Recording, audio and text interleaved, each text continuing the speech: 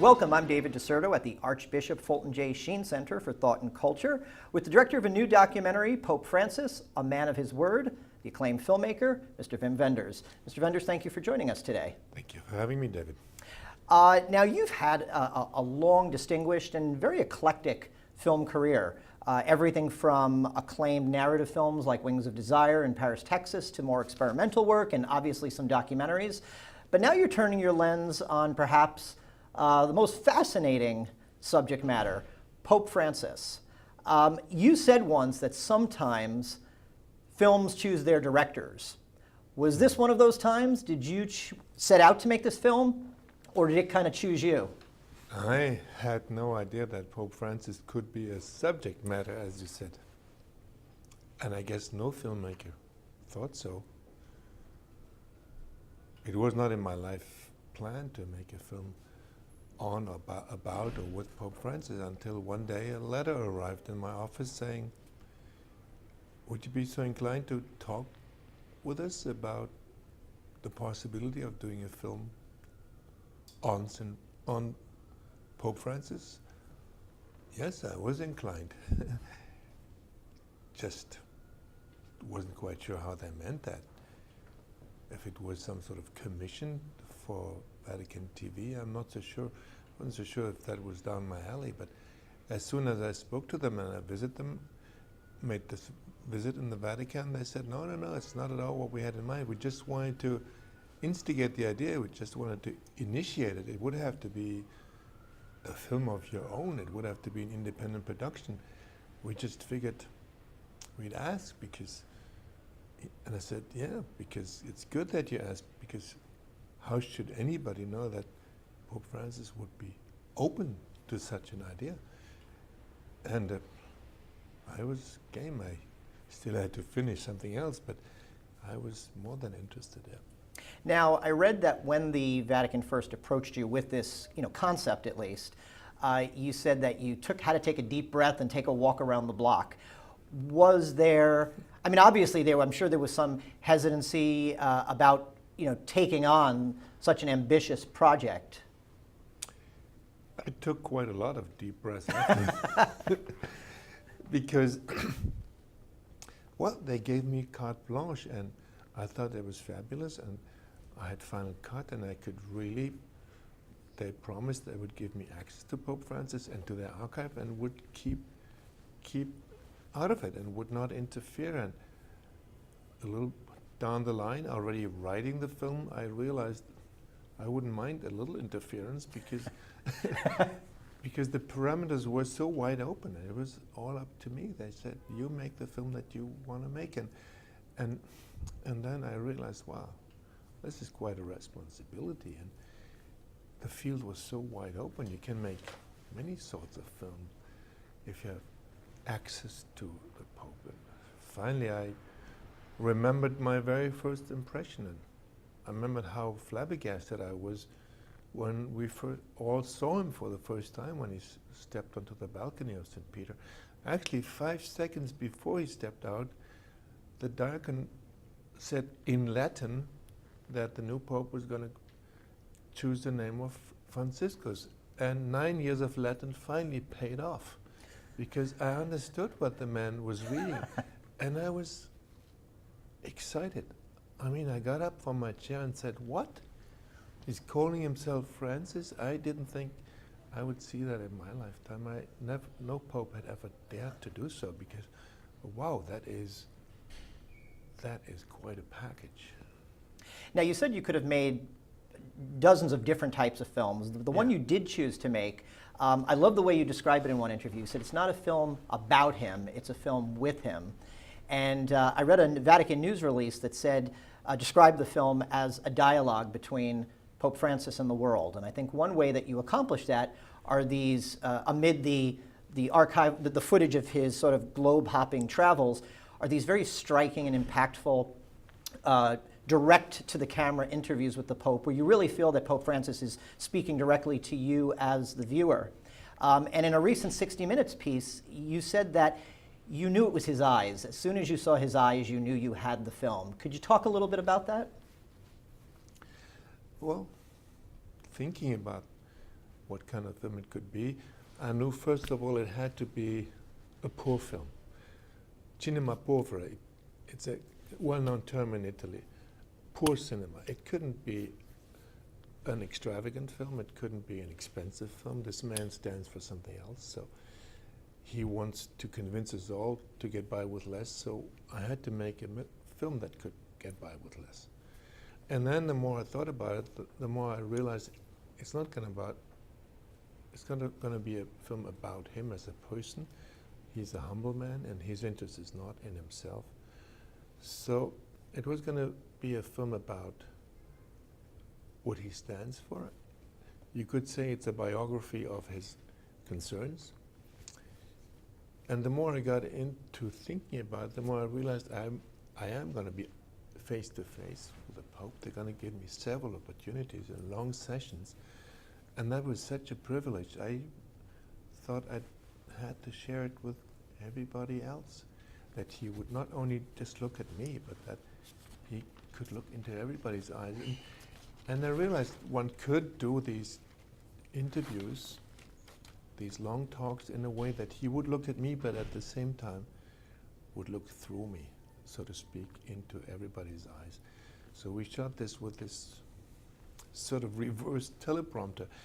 It, of course, didn't show him what to say like any newscaster who's reading it, but he saw the question in person. He saw me on this teleprompter and spoke to me. And so he was talking to you almost in a very candid way. Only we were one-on-one. There was nobody around. We made it very intimate.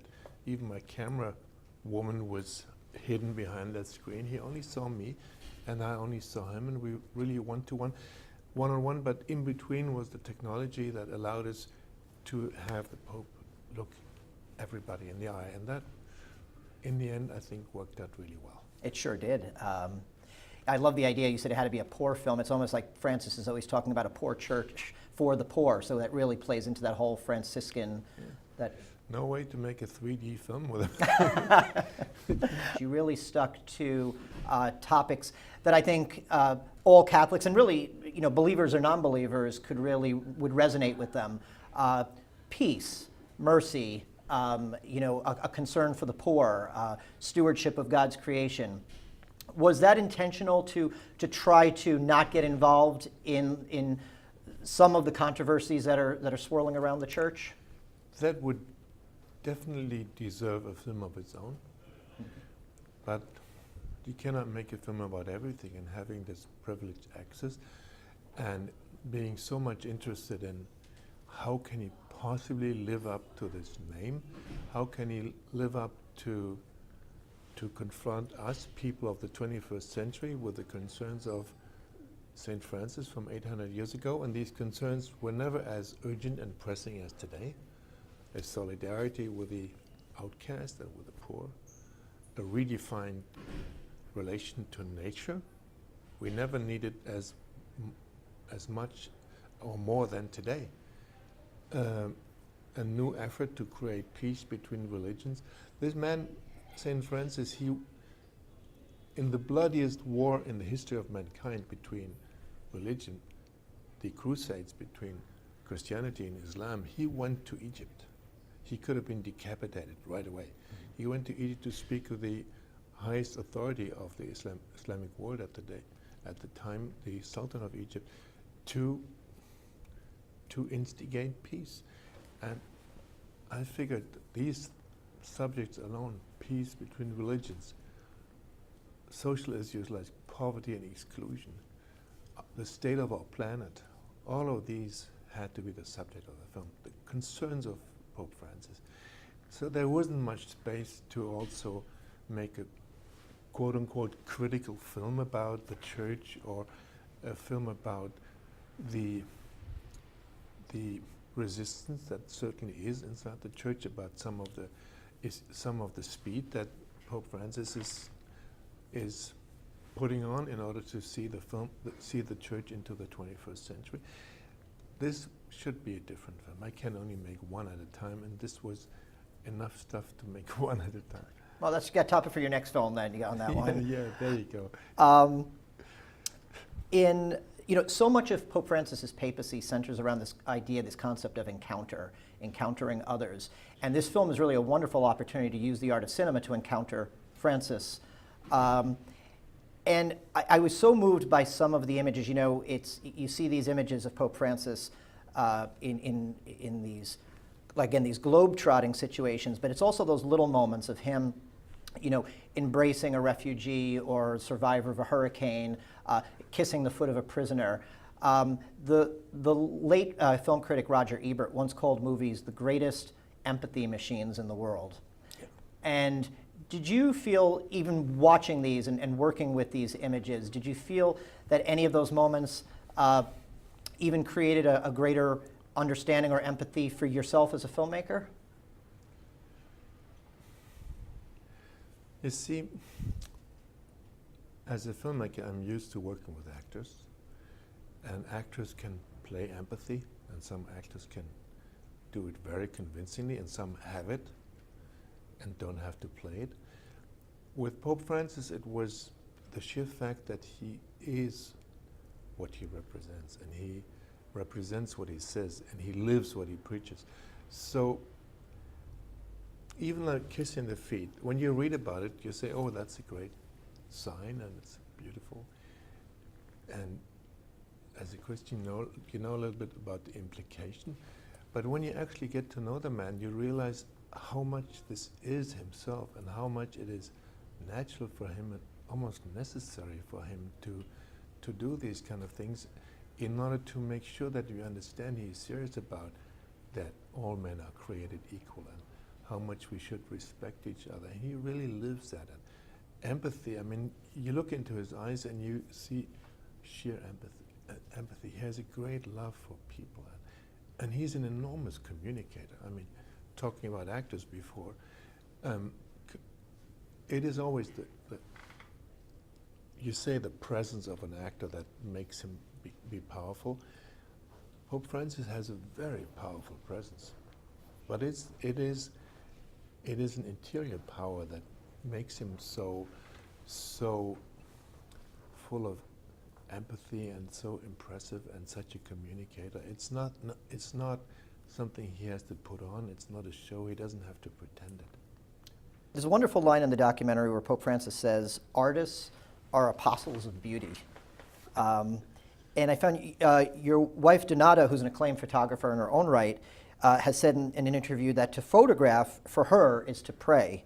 For you, as someone raised Catholic who still identifies as being a Christian and a man of faith, do you see filmmaking as a way of expressing your spirituality?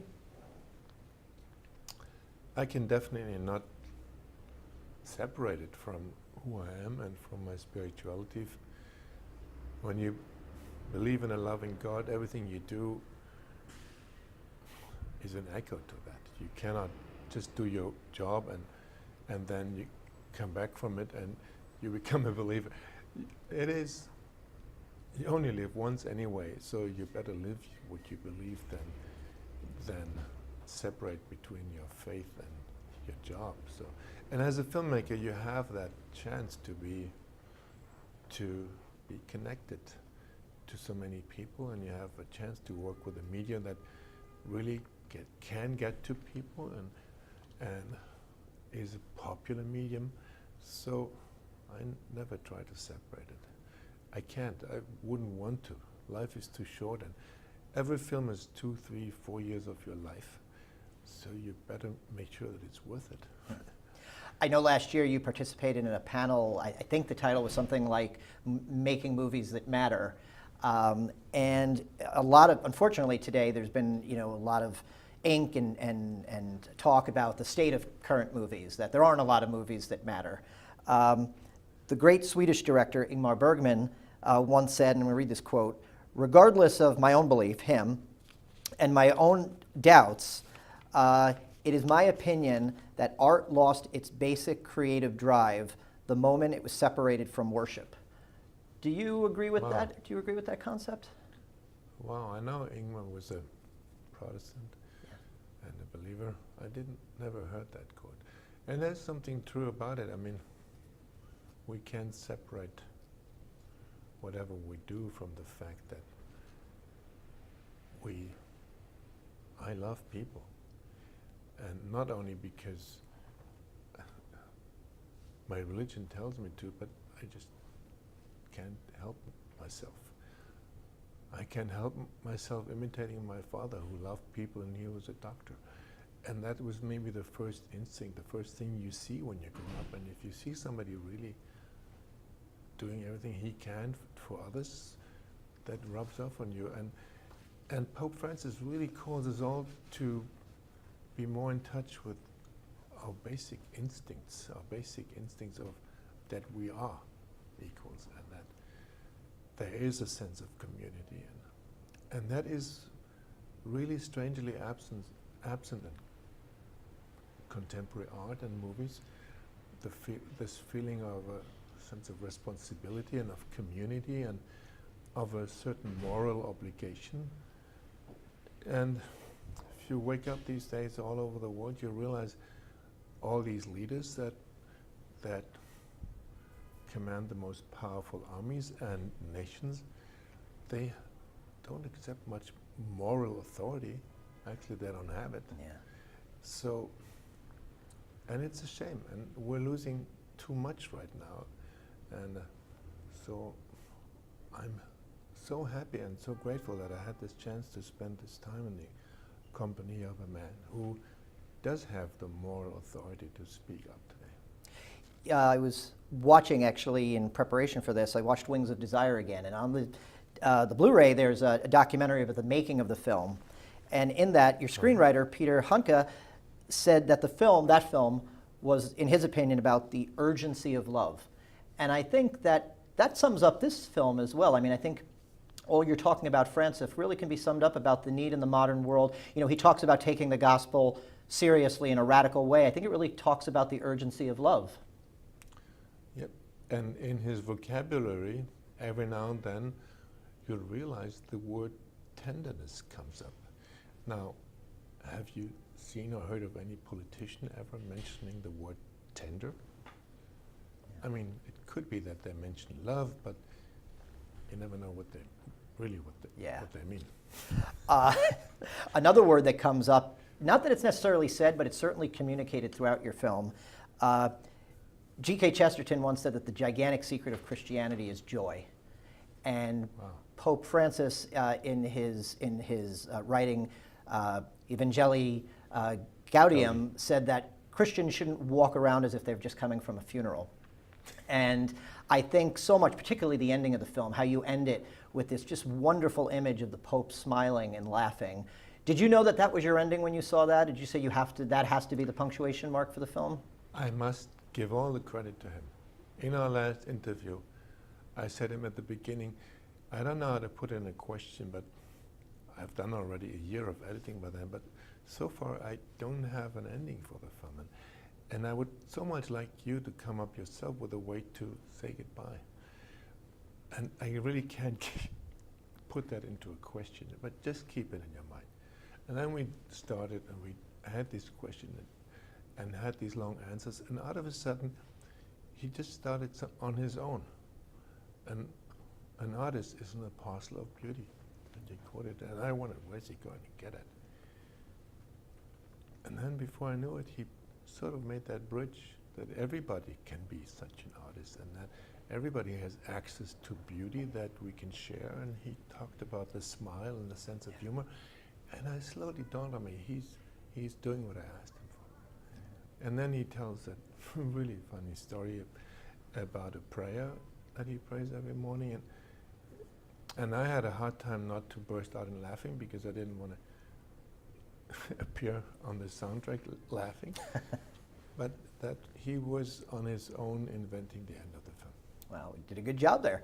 He did. And you, I was surprised, when I was researching, you have an honorary doctorate of theology. Yeah, I was trying to keep that under the carpet. Honorary. Honorary. A lot of people work hard for that degree. Well, you made a film about the Pope, so I think you earned it. It was 15 years earlier. In the film, Pope Francis also says that we've lost the ability to listen, that we need to talk less and listen more. Now, in working over this film, how long did it take? You said over a year? It was 2 years in the editing room and altogether 4 years. 4 years. So you listened a lot to what the Pope was saying. In listening to the Pope, what was the one thing that struck you most, or what's the one thing that you would hope viewers seeing this film, listening to the Pope, take away? The one thing is never-ending optimism and this positive attitude he has, even if he talks about dark things.